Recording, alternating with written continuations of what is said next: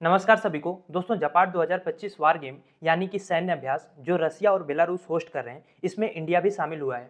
हमारे army, navy और air force के कुल मिला के 65 सैनिक इसमें पार्टिसिपेट करेंगे। और ये बात वेस्टर्न मीडिया को हजम नहीं हो रही है। ऐसी ऐसी हेडलाइन छप रही हैं कि incredible optics, dangerous step, India cross the red line. अगर आप इसको पढ़ोगे ना, इन हेडलाइन से ही आपको लगेगा कि यार क्या सच में इंडिया नेटो को ओपन चैलेंज दे रहा है। तो इसका जवाब है नहीं। ग्राउंड रियलिटी इससे बहुत हटके है। सबसे पहले बेसिक समझ लीजिए। देखो, जपाड एक रूसी शब्द है जिसका मतलब है वेस्ट, क्योंकि यूरोप रसिया के वेस्ट में है, इसलिए इसका नाम जपाड है। और ये एक्सरसाइज हर 4 साल में होती है। 2021 में भी हुई थी, अब 2025 में हो रही है और हर बार इंडिया पार्टिसिपेट करता है। और केवल इंडिया ही नहीं, इसमें इस बार 20 से ज्यादा देश पार्टिसिपेट कर रहे हैं। China, Iran, UAE, Kazakhstan, Uzbekistan, यहाँ तक कि बांग्लादेश और पाकिस्तान भी इसमें शामिल है। और हद तो तब है कि अमेरिका खुद इसमें एक ऑब्जर्वर स्टेट की तरह शामिल है। तो आप खुद सोच के देखो, जिस ऑपरेशन में, जिस ड्रिल में यूएसए खुद ऑब्जर्वर भेज रहा है, वो एंटी नेटो कैसे हो सकता है। ये सब किया जा रहा है बस इंडिया को टारगेट करने के लिए। और दूसरी बात है, ऐसा सेंसेशनल हेडलाइन बनाने से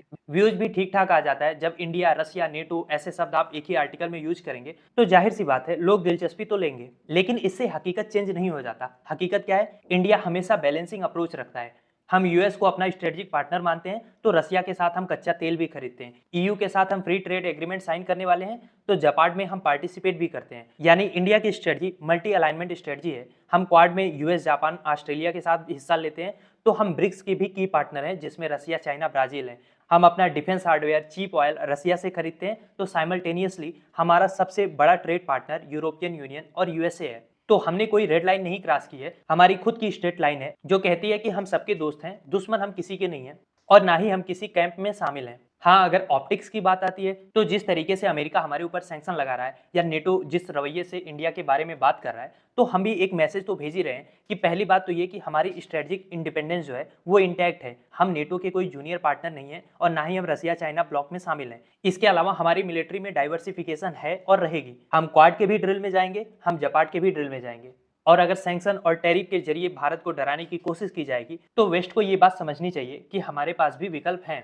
अब मेरा सवाल आपसे ये है कि आपको क्या लग रहा है? आपको पता है कि जो हमारी फॉरेन पॉलिसी है वो हमेशा से नॉन अलाइनमेंट की रही है, और जिस तरीके के इस समय जियोपॉलिटिकल समीकरण है, क्या आपको लग रहा है कि इंडिया आने वाले वक्त में भी इस टाइट रोप वॉक को जारी रख पाएगा? वेस्ट और रसिया दोनों के साथ अपने संबंध को बनाए रखेगा, या फिर वाकई में किसी दिन हम एक ऐसी रेड लाइन को क्रॉस कर जाएंगे जिसको इंडिया अफोर्ड नहीं कर सकता?